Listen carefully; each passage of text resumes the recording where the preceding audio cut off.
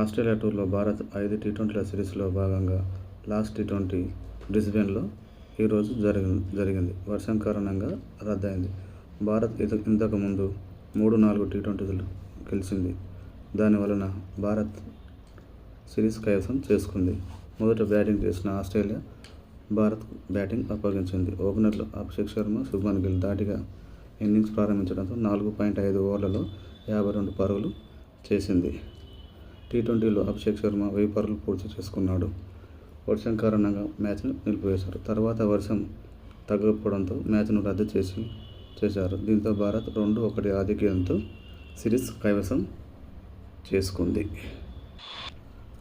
ఇంతకుముందు మొదటి టీ20 కూడా వర్షం కారణంగా